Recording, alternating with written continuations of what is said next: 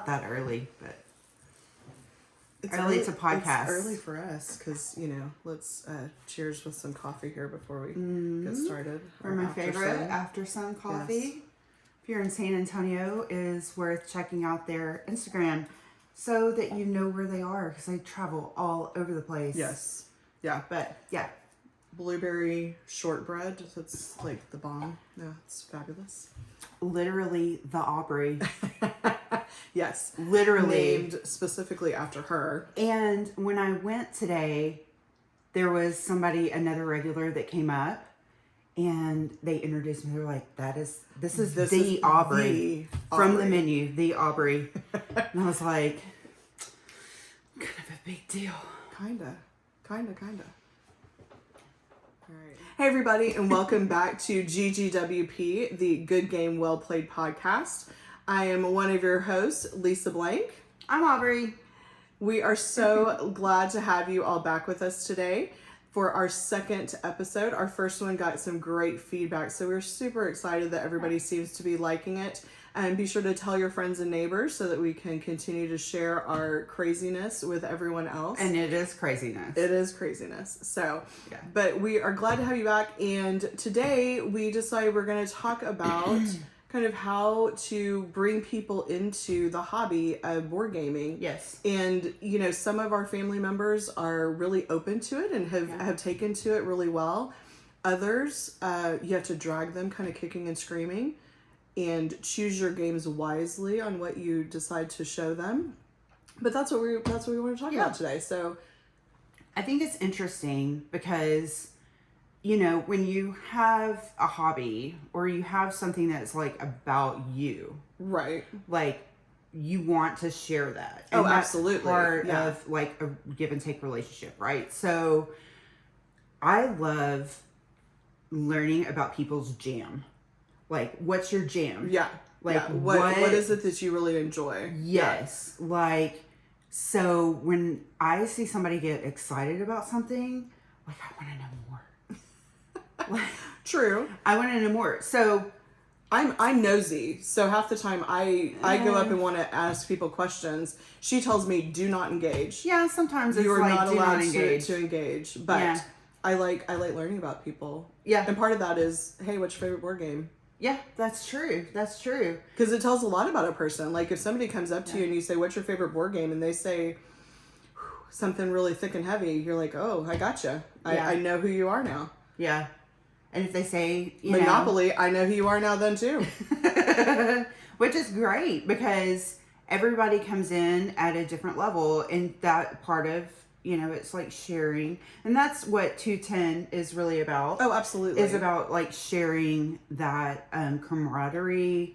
And we are expecting to have all levels of gamers at 210. Right. So that's what we're hoping for. Yeah. And we have gotten some people that have come up and said, well, I don't play heavy games. Can I still come? Yeah, and absolutely. It's like, yes, absolutely. You are more than welcome. And we'll bring out the Jenga for you. It'll be fun. Whatever it takes to get somebody to enjoy themselves. Yes.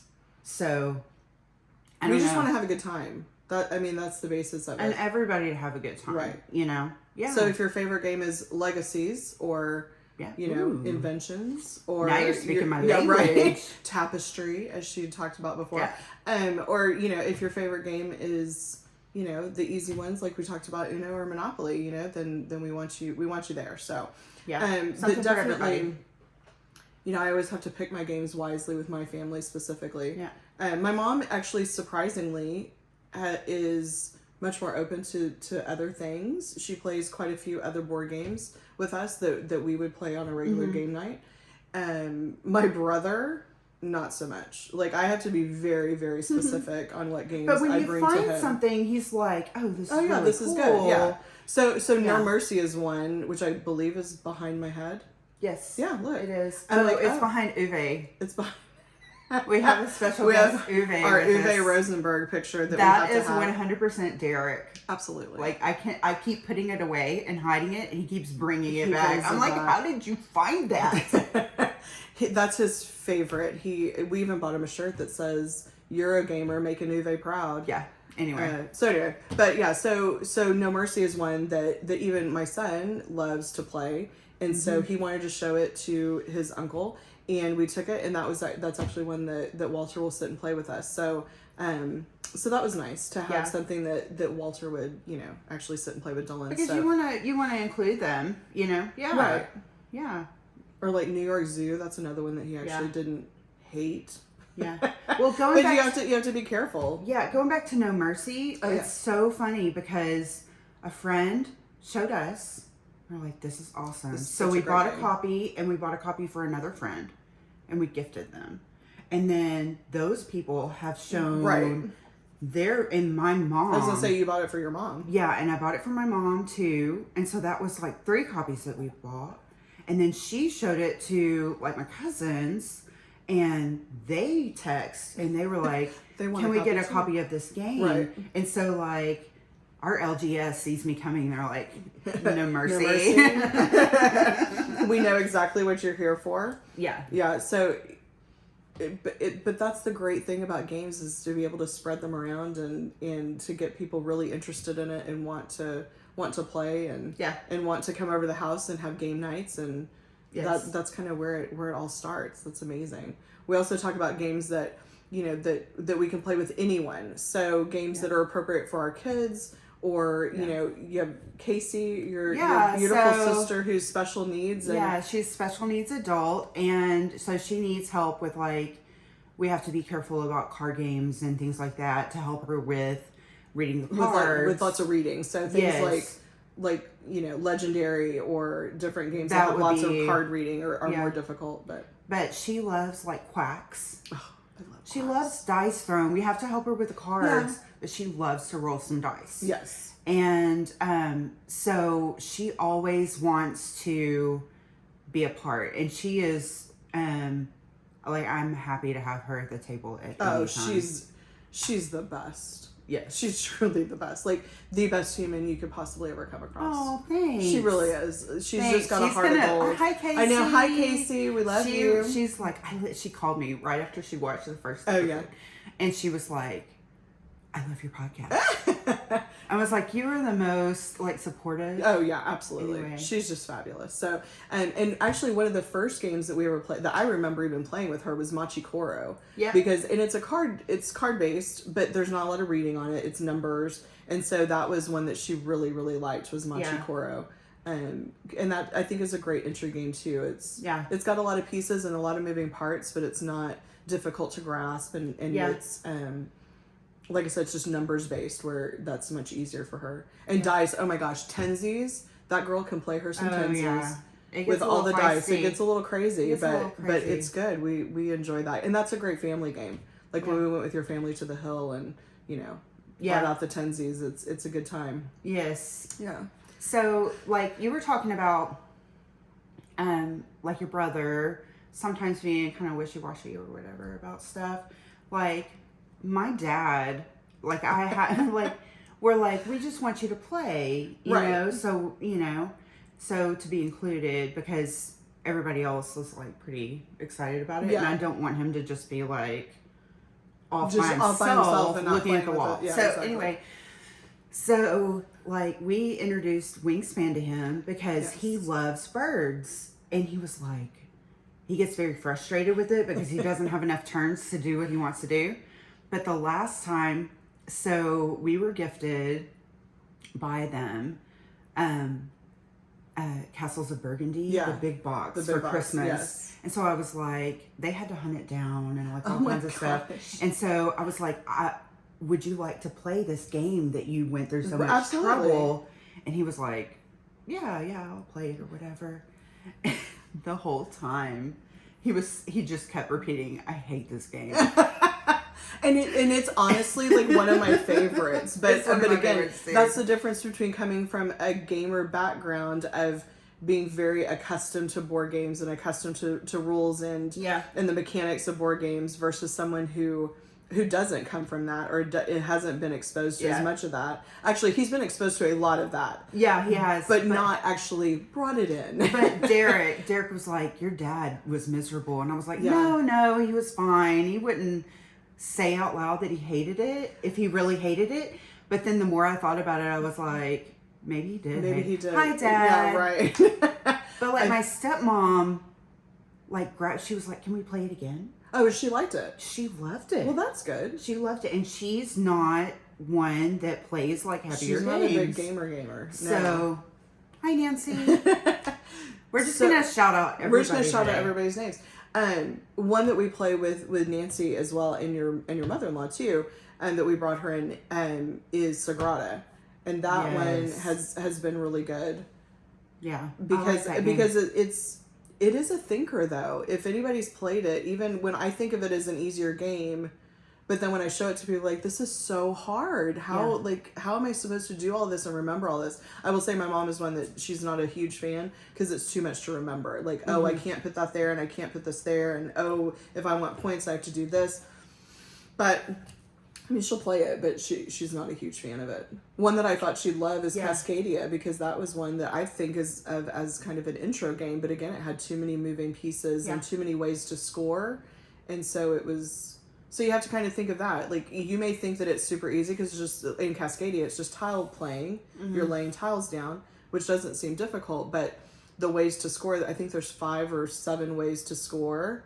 And so it makes it a little bit more difficult for people who might not be used to those mechanics and paying attention and thinking about all those things at once. So that's something to kind of think of when you want to pick a game to talk, to bring somebody into the group, into the horde. Yeah. The horde of gamers that we like to call it. Yes. So another one she really likes. I mean, we talked about Ticket to Ride. Oh my She goodness. is a Splendor girl. Who? Your mom. Oh, my mom. Yeah, she kicked my rear the other day. Yes, and she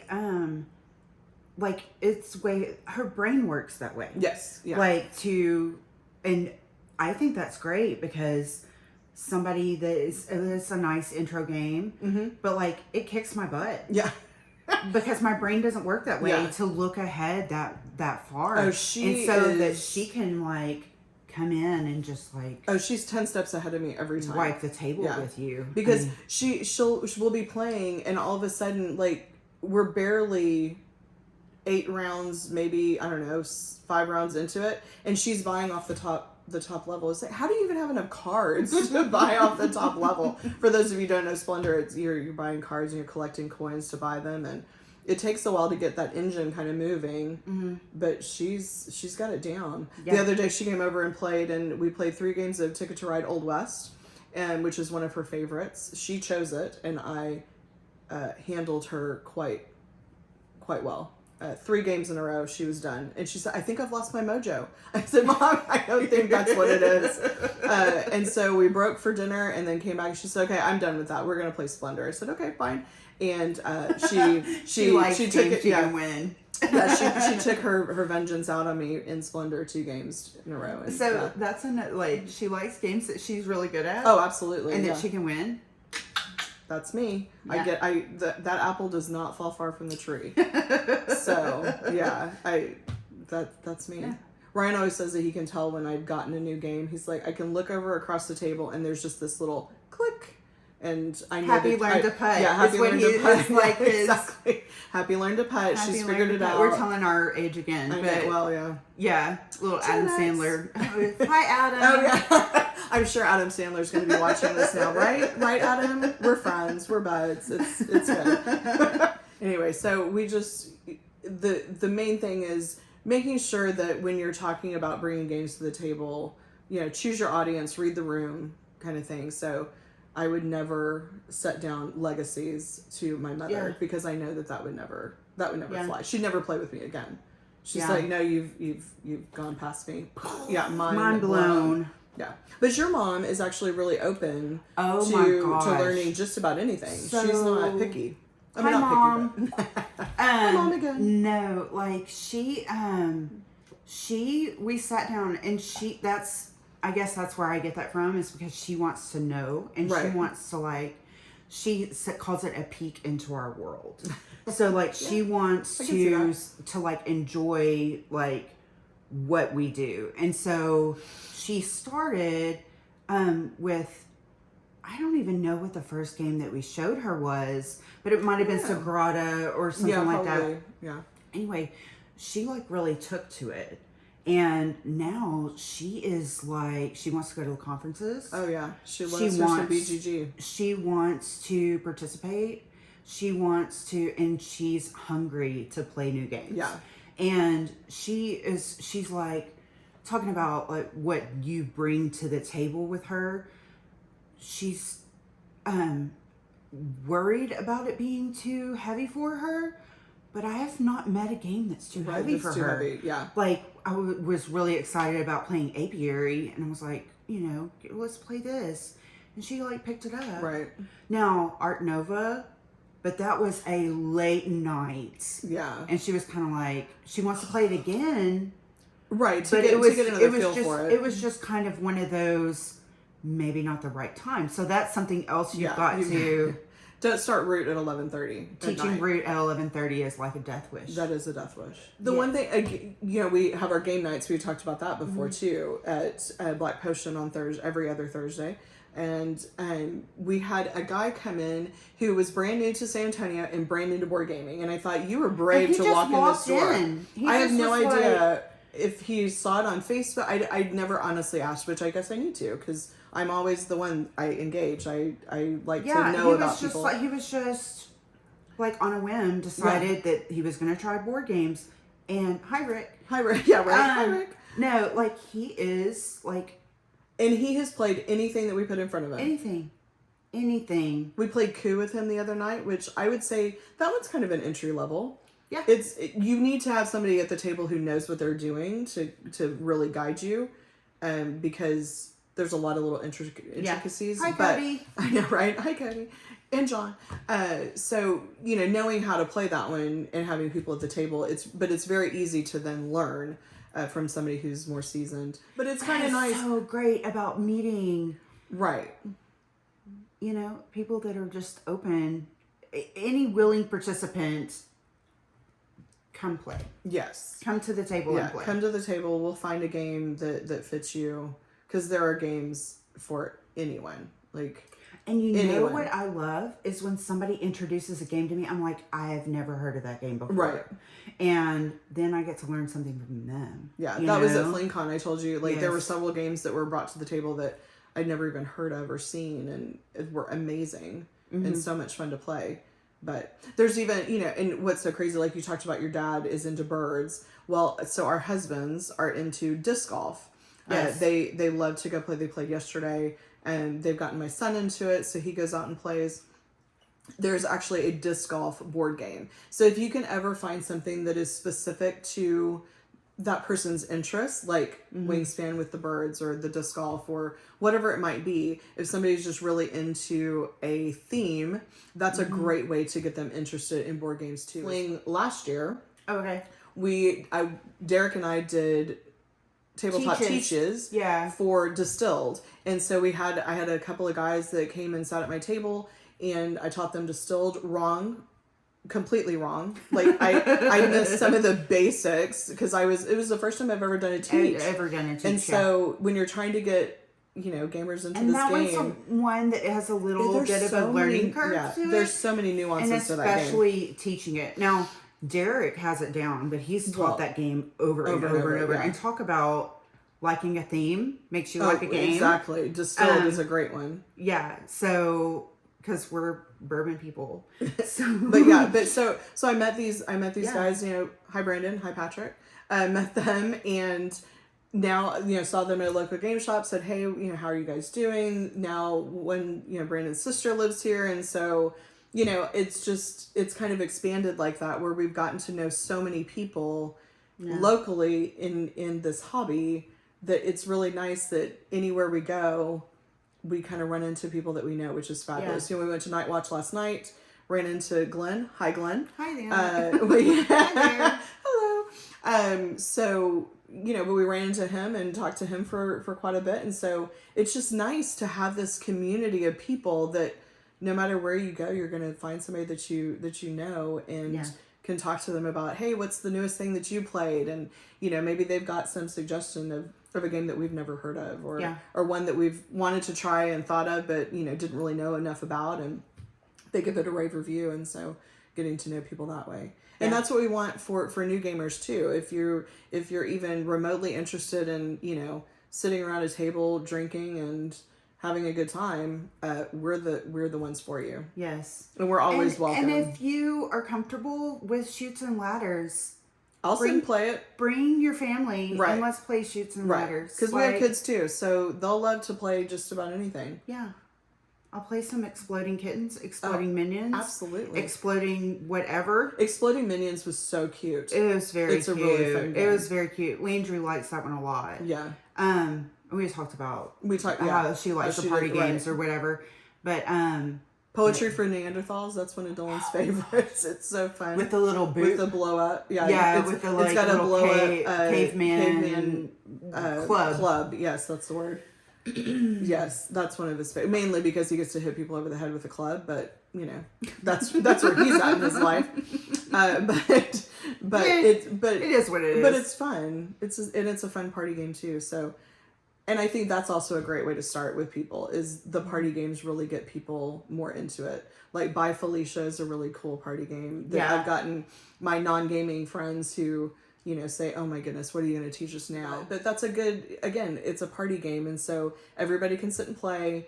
It's a super easy concept, and it gets people into wanting to learn more and gets people talking. I think that's the biggest thing that I love about games is obviously I wanted to start a talking podcast because I like to hear my own voice, quite frankly. Most people will tell you. But no, I love engaging with people, and I love finding out details about people, and I think that's the best way to do it is by sitting around a table and opening up a board game or a party game or a card game, or I don't care, come out with anything but Monopoly.